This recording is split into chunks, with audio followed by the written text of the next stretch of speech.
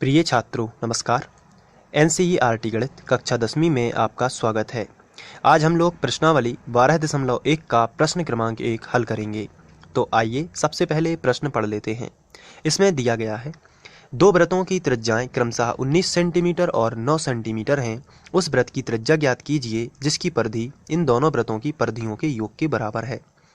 तो यहाँ पर हमें ये सवाल दिया गया है और इस तरीके का प्रश्न यदि एग्जाम में आता है तो सबसे पहले हम वही लिखते हैं जो हमें दिया गया है।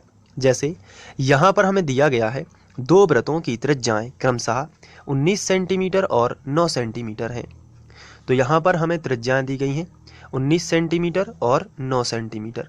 तो आइए सबसे पहले हम लिख लेते हैं, यही से स्टार्ट करते हैं और हम लिखेंगे पहले वृत्त की त्रिज्या, और पहले वृत्त की त्रिज्या को हम r1 मान लेते हैं क्योंकि यहाँ पर दो वृत्त हैं तो दोनों की त्रिज्याएं मिक्स ना हो पाएँ, इसलिए पहले वृत्त की त्रिज्या जो है उसे r1 मान लेते हैं और जो कि हमें दिया गया है 19 और दूसरे वृत्त की त्रिज्या है 9। तो पहले वृत्त की त्रिज्या आपको लिखना है 19 सेंटीमीटर इस तरीके से, और दूसरे वृत्त की त्रिज्या आपको लिखना है दूसरे वृत्त की त्रिज्या, और ये हो जाएगी r2, इसे हम क्या मानेंगे r2, और ये है 9 सेंटीमीटर। तो हमने सबसे पहले क्या किया है, इस क्वेश्चन को पढ़ के हमने जो वृत्तों की त्रिज्याएं हमें दी गई हैं उनको r1 r2 माना है, और पहले वृत्त की त्रिज्या हमने मानी r1 और दूसरे वृत्त की त्रिज्या r2 ले लेना है। इसके बाद यहाँ पर आगे पढ़ते हैं प्रश्न को। उस वृत्त की त्रिज्या ज्ञात कीजिए जिसकी परिधि इन दोनों वृत्तों की परिधियों के योग के बराबर हो। तो यहाँ पर कहा गया है दोनों वृत्तों की परिधियों का योग, लेकिन हमें ना तो पहले वृत्त की परिधि पता है ना दूसरे वृत्त की परिधि पता है। तो सबसे पहले हम दोनों वृत्तों की परिधियां निकाल लेंगे, फिर इनका योग करेंगे, क्योंकि क्वेश्चन में कहा है दोनों वृत्तों की परिधियों का योग। योग तो हम कैसे करेंगे जब हमें परिधियां पता होंगी, परिधियां पता नहीं है तो हम योग कैसे करेंगे, उनको जोड़ेंगे कैसे, योग यानी जोड़ना। तो सबसे पहले क्या करना है, आपको परिधियां निकाल लेना है, परिधियां निकालना है दोनों वृत्तों की। तो आइए हम लिखेंगे पहले वृत्त की परिधि। तो यहाँ पर परिधि का जो फॉर्मूला होता है वो होता है 2πr, लेकिन पहले वृत्त है इसलिए पहला शब्द आया है हम r1 कर देंगे ताकि पहले वृत्त की ही त्रिज्या ली जाए। इसके बाद आगे बढ़ते हैं, 2 है तो हमने 2 लिखा, पाई का मान अभी नहीं रखते हैं, और r1 जो है वो 19 सेंटीमीटर है तो हमने यहाँ पे लिखा 19। आगे बढ़ते हैं, तो यहाँ पर आएगा 19 दूनी 38, तो यह आ गया 38 पाई। तो ये है पहले वृत्त की परिधि 38 पाई। इसके बाद हम दूसरे वृत्त की परिधि निकाल लेते हैं, फिर हम दोनों का योग करेंगे। तो हम यहाँ पे लिखेंगे दूसरे वृत्त की परिधि, और दूसरे वृत्त की परिधि, तो वृत्त की परिधि तो 2πr ही होती है, आप सभी जानते हैं, लेकिन दूसरा शब्द आया है इसलिए यहाँ पे r2 लगा देना है। फिर बराबर के नीचे बराबर 2, पाई का मान अभी नहीं रखते हैं, और r2 का मान कितना है 9, तो हमने यहाँ पे रख दिया 9।